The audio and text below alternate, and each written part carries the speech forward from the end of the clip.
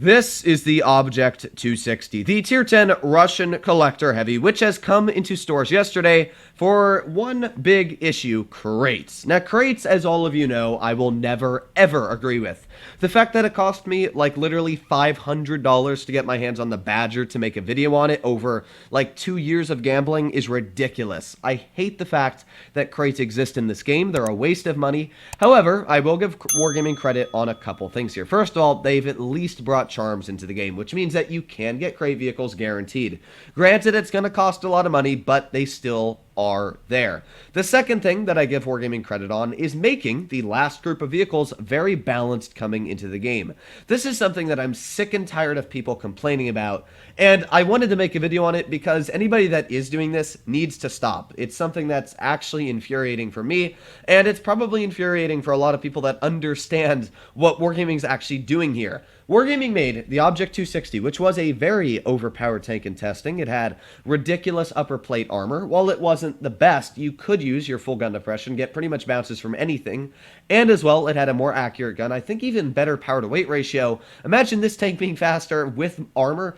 Yeah, it was actually a really solid vehicle in testing. Players like Fatness were averaging over 4,000 damage in the tank, and because of that, Wargaming nerfed it, and I don't blame Wargaming. They needed to nerf this vehicle, and after it, you know what? It's a perfectly balanced tank. I've been playing this tank for about 22 games now, couple hours of playtime, and I've loved it. It's absolutely a fantastic vehicle. While it does have a lot of disadvantages going for it, one of the biggest ones is armor. It has literally no armor on the hull and the turret, which means that everything is going to overmatch you. But that doesn't make it a bad vehicle. It's got a great gun and as well great mobility. The only downside of this tank, honestly, is that, and I guess I could say gun depression. You can see here that the gun depression does struggle quite a bit, but it is a really good tank in all aspects, and if you know how to play it correctly, you will enjoy playing it a lot.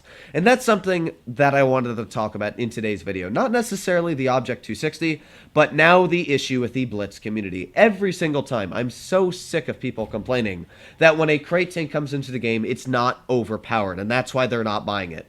That is not how your mindset should be. In fact, I applaud Wargaming for making a fun, engaging, and balanced Tier 10 vehicle in the game. The Object 260 is a really balanced vehicle. There's nothing overpowered about it. Maybe the mobility is a little too good, but because the armor is so bad, it's definitely a balanced tank. I think it's very fun to play, though. Just like the 5A, I think it's a very fun tank to play. And the issue here is that a lot of people try to make videos and as well just say that vehicles like this are bad because they're not overpowered when they come into crates. The idea that a crate tank has to be OP to come into the game is ridiculous.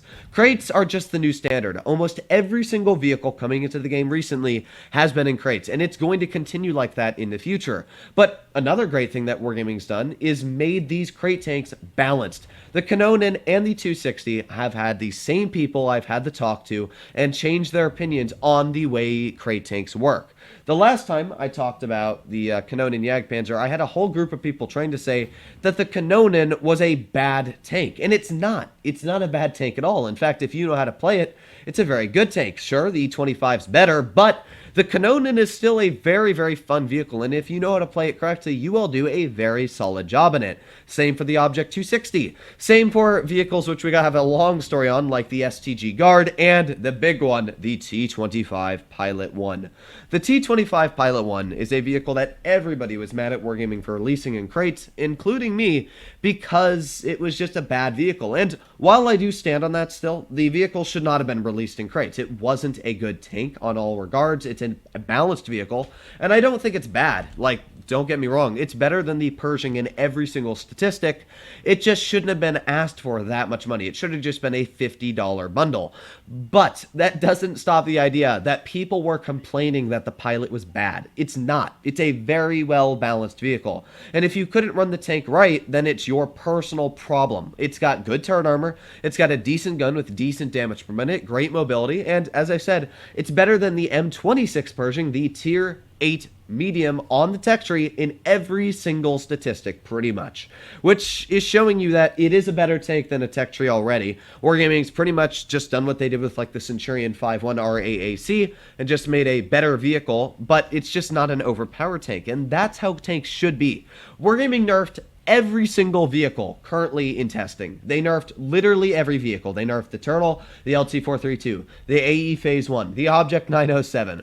I'm hoping the Samwa gets nerfed, and because they've nerfed so many of these tanks, a lot of people are like, oh, they're not going to be good anymore. They used to be really strong, and now they're just bad, and they're going to be in crates. No, that's not how it works. The way premiums are supposed to work in Blitz, believe it or not, are supposed to be for premiums. Not premiums, for credits. That is how premium tanks are supposed to work.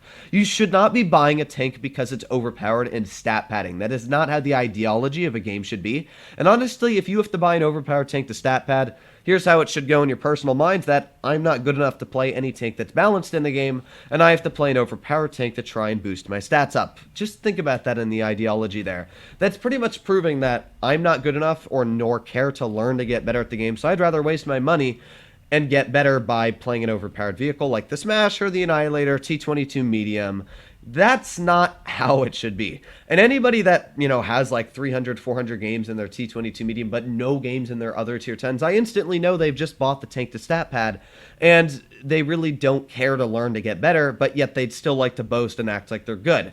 That is something that should change. I don't really mind if you buy a tank because it's great, and a lot of people have said, like I've obviously made videos saying to get the T-22 Medium when it comes out for a cheap price tag, but that still doesn't negate the fact that if you're complaining at the same time that a vehicle like the Object 260 or the T-25 Pilot 1 or vehicles that are balanced aren't good. That is where the ideas need to change, and that's why I wanted to make today's video, as I want to stop hearing people complain in the comments of my videos and as well in voice chats every time I go into them that just because a vehicle isn't overpowered and it's in crates, it's not a good tank. That is wrong. And just because a vehicle's not overpowered and it's coming out in general and it's been nerfed from testing is also wrong, that it's a bad tank. Bad means it's bad statistically. And even a vehicle like the T-28 and the Vindicator, which are probably two of the worst tanks in the game, you can still do great in the Vindicator. And honestly, the T-28, I've had my fair share of 5K games in it.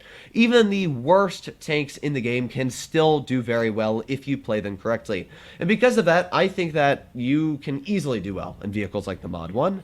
Not the Mod 1, the T-25 Pilot 1, the Object 260. We got vehicles, like another example of this could be the WZ-121B. A lot of people say the 121B is just a worse 121, and that's why they're not going to buy it. It's not even comparable to the WZ-121. It's got 350 alpha, it's got more damage per minute, it's got the exact same hull, but it plays nothing like the WZ-121.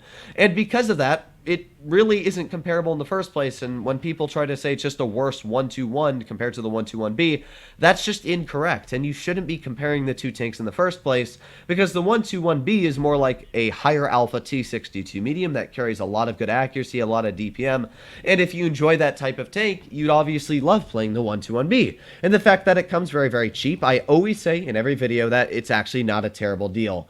So, yeah, that's what I wanted to talk about in today's video, is that the public needs to stop saying that overpowered tanks shouldn't be sold, or should be sold in crates, and that non-overpowered shouldn't. The only reason crates exist is because people buy them. It's not because tanks are overpowered and tanks aren't. It's because you guys spend your money on them, and then More Gaming is like, ooh, big profit, I make more crates. So that's what needs to change. Now, you'll notice that almost nobody has their hands on the Object 260. I can tell you one thing, is that if the Object 260 hadn't existed and it was, let's say, the T-22 medium, yeah, I bet you would have seen quite a few T-22 mediums rolling around there on the battlefield just because the vehicle's overpowered. Now, I don't blame people for wanting overpowered tanks. I'd probably try and get my hands on it too. But the fact is people shouldn't complain when a vehicle that's balanced comes into the game and it's balanced. That's what I wanted to make the idea of today's video on. So if you're one of those people that complains every time that a balanced vehicle comes out that, oh, it's in crates, it should be OP, please stop. It's not the way it should work, and I commemorate Wargaming for actually making this vehicle very fun and as well very balanced. Hopefully all of you enjoyed today's video. If you want to see more like it, please consider smashing that subscribe button down below. But other than that, stay happy, stay healthy, and I'll be seeing you in the next one. Bye-bye.